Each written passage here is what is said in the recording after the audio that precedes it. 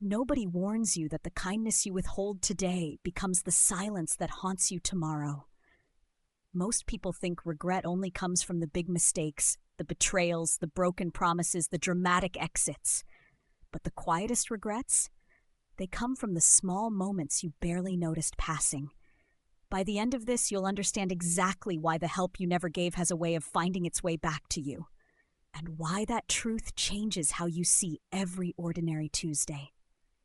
If this kind of story speaks to you, subscribe right now and tap the bell, because we tell these stories every week, and you don't want to miss the ones that hit closest to home. Her name was Margaret. She lived alone in the house next door, the one with the slightly overgrown rose bushes and the porch light that stayed on a little too long into the morning. She was 73, moved slowly, and asked for very little. A jar opened, a bag carried from the car, a moment of company on a cold afternoon. And Claire, her neighbor, always had a reason. Too busy, too tired, running late. She was not cruel about it. She smiled when she said no. She meant to help, she told herself. She just never quite got around to it. This is the part nobody talks about. Neglect doesn't always look like coldness. Sometimes it wears the face of distraction. Sometimes it sounds like "maybe next time," said with a warm smile and a wave from the driveway. Margaret passed on a Wednesday. Claire found out through a note slipped under her door by someone from the church. She stood in her kitchen holding that note for a long time. She did not cry immediately. She just stood there replaying every small moment she had chosen convenience over connection. But here's where it gets interesting, because this story doesn't end with Margaret. 5 years later, Claire's life quietly fell apart, not in a dramatic, visible way.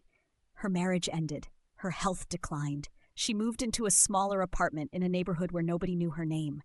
She needed help. Small things, the same small things Margaret had once needed. A ride to an appointment, someone to check in, a voice on the other side of a door, and the silence she received was deafening. If you've ever sat in a quiet room and realized that you built that silence yourself, one small refusal at a time, then this next part is specifically for you. Claire didn't become bitter. That's the part that surprises people. She became awake.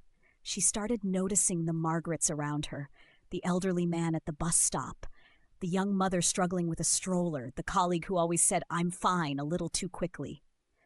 She started saying yes to the small things, not because she expected anything back, but because she finally understood that kindness isn't a transaction. It's a practice. And like any practice, you either build it or you lose it. What does it cost to carry someone's groceries? What does it cost to knock on a door and ask if someone needs anything? Almost nothing. And yet we treat those moments like they're interruptions to our real life, when they are, in fact, the realest parts of it. Here's the question that should stop you cold.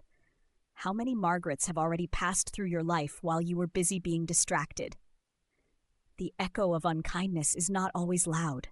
It doesn't always announce itself. Sometimes it just shows up as an empty room when you needed a full one, as a phone that doesn't ring when you hoped it would, as the slow, creeping awareness that you spent years building a life that had no room in it for anyone else's quiet need. Claire learned something that most people only understand too late. The connections you nurture in ordinary moments become the foundation you stand on when extraordinary hardship arrives. You don't build community in a crisis. You draw on what you already built. So start small. Start today. The neighbor whose name you don't know yet. The colleague who eats lunch alone. The person who asks for something small and gets a polite excuse instead of a yes. Those moments are not interruptions. They are invitations. And every time you accept one, you build something that no amount of money, success, or status can manufacture. A life that other people actually want to show up for. Subscribe and tap the bell, because the stories we tell here are the ones that quietly reshape how you move through the world. And the next one might be exactly what someone you love needs to hear.